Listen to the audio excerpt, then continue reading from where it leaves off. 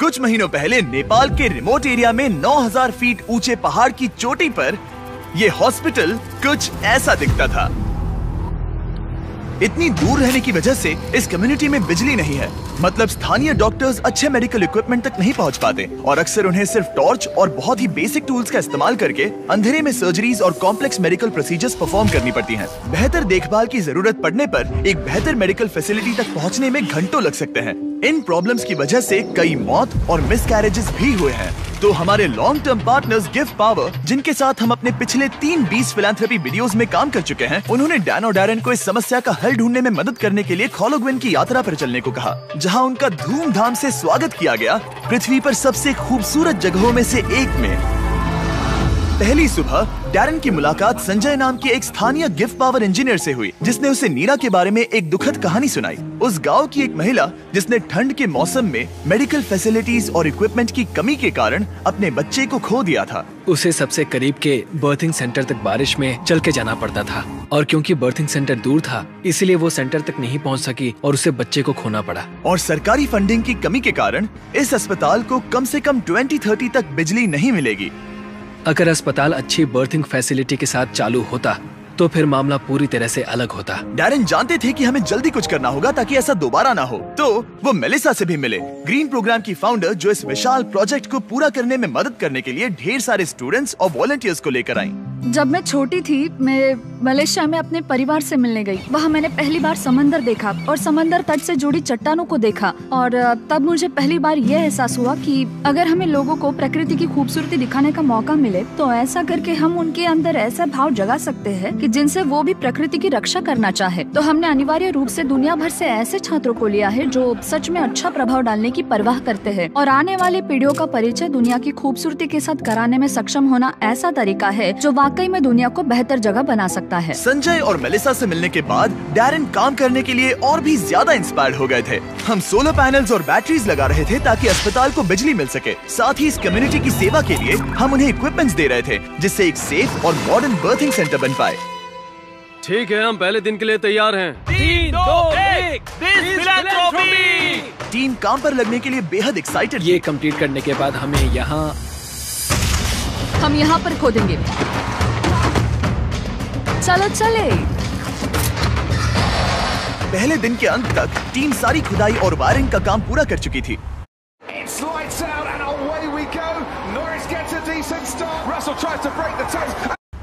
मैं ये बयान नहीं कर पा रहा, लेकिन इस गांव के लोगों के बारे में कुछ तो बात है। उनकी प्रामाणिकता, उनके दोस्तानेपन और उनके खुलेपन ने मुझे कुछ ही दिनों में ऐसा एहसास करवाया जैसे मैं उनके परिवार का ही हिस्सा हूँ। जैसे ही हम इस घर की ओर बढ़े, कोई अंदर भागा और उसने आग जलाई और वहाँ से धुआं निकल रहा था। हमें नहीं पता कि क्या हो रहा है, लेकिन वो हमारे लिए चाय बना रहा था। ये अदरक वाली हिमालयन काली चाय है और मैंने अपनी पूरी जिंदगी में इससे बढ़िया चाय कभी नहीं पी। यही यहाँ की संस्कृति है। ये लोग वाकई में बहुत काइंड और वेलकमिंग है और हम जहाँ भी जाए वो हमारा ख्याल रखना चाहते हैं। उन्होंने हमारे लिए अपने घरों के दरवाजे खुले रखे हैं। इन्होंने हमें रहने के लिए एक कमरा दिया ताकि डैन और मैं यहाँ आराम कर सकें। लेकिन कंस्ट्रक्शन शुरू होने के कुछ ही समय बाद डैन बीमार महसूस करने लगे। मुझे बहुत ज्यादा बीमार महसूस हो रहा है, तो मैं पास ही के अस्पताल में चेकअप करवाने जा रहा हूँ।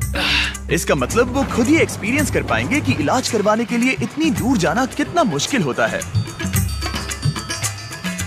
जैसा कि आप देख सकते हैं, यहाँ पर सब कुछ लॉक्ड है और ये कड़वी सच्चाई है। अगर आप आसपास के किसी गांव में गंभीर रूप से बीमार हैं, तो आपको अपने सबसे नजदीकी हेल्प सेंटर पहुंचने के लिए भी 7 घंटों की यात्रा करनी पड़ेगी। खुशकिस्मती से वहाँ पर एक नर्स थी जो उनका चेकअप कर पाई।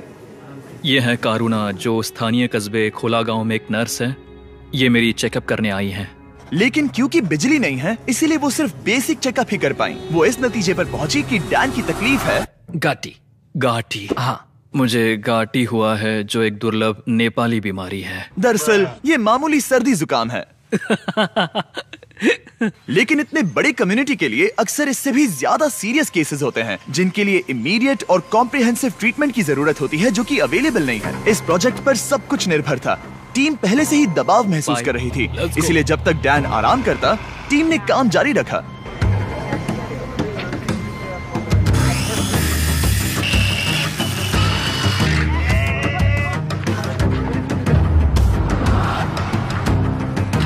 अब जब सपोर्टिंग स्ट्रक्चर तैयार हो गया था, हमने सोलर पैनल्स लगाने शुरू कर दिए थे। संभल के, हाँ, आराम से। टीम की कड़ी मेहनत के कारण हम स्केड्यूल के आगे थे, तो डैरन ने संजय के बारे में और जानने के लिए समय निकाला। जब मैं ऊपरी हिमालय में काम कर रहा था और उपकरणों की मरम्मत कर रहा था, तो हमें पता चला कि इस गांव में बिल्कुल भी बिजली नहीं है। और जब हम यहाँ पहुँचे तो मैंने देखा कि एक बच्चा सोया था और वहाँ एक लकड़ी के बॉक्स में आग लगाई गई थी।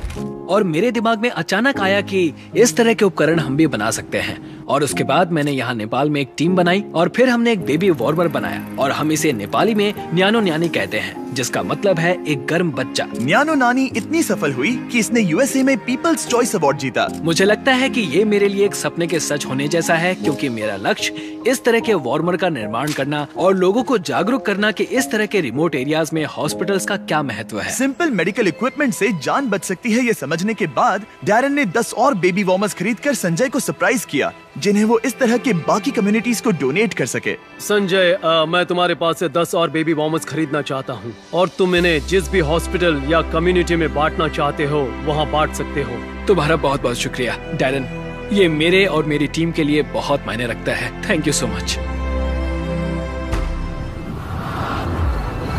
सिर्फ एक दिन बचा था, हम कंस्ट्रक्शन पूरा करने के बहुत करीब थे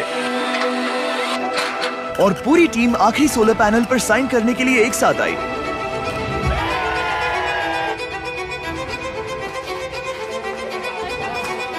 और डैरन को आखिरी बोल्ट टाइट करने का सम्मान मिला। हमने मिलकर बिना बिजली वाली इस टूटी हुई बिल्डिंग को पूरी तरह से एक अस्पताल में बदल दिया, जो इस कम्युनिटी के 16,000 से अधिक लोगों की सेवा करेगा। मैं इस बात का बहुत आभारी हूँ कि हम यहाँ आ पाए और उन्हें एक उपहार दे पाए, जो इन लोगों के लिए और आने वाली इनकी पीढ़ियों के लिए एक सार्थक बदलाव लाएगा। अब रात होने के करीब है और समुदाय को सरप्राइज करने का समय आ गया है। मुझसे और इंतजार नहीं हो रहा। पहली बार लाइट को जल्दी देखने के लिए पूरा गांव अस्पताल के यहाँ इकट्ठा हुआ। सब लोग तैयार हैं? 3, 2, 1।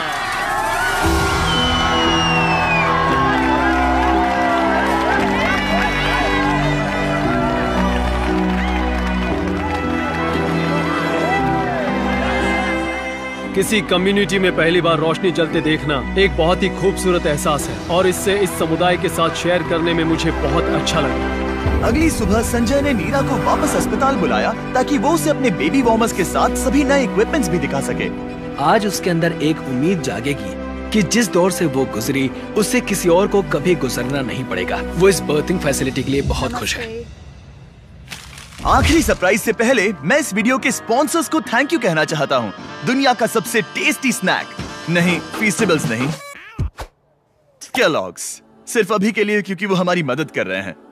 आज से 31 जून 2024 तक केलॉग्स माइनक्राफ्ट के साथ मिलकर आपको इस तरह के exclusive character creator items free में दे रहे हैं, जैसे कि एक कैमल हैट, एक एक्सोलॉटल हैट और एक cherry blossom dress. In game इस्तेमाल करने के लिए केलॉग्स सीरियल के स्पेशली मार्क्ड बॉक्सेस को खरीदने पर, जैसे कि ये Kellogg's Froot Loops, Frosted Flakes, Apple Jacks और कॉर्न पॉप्स।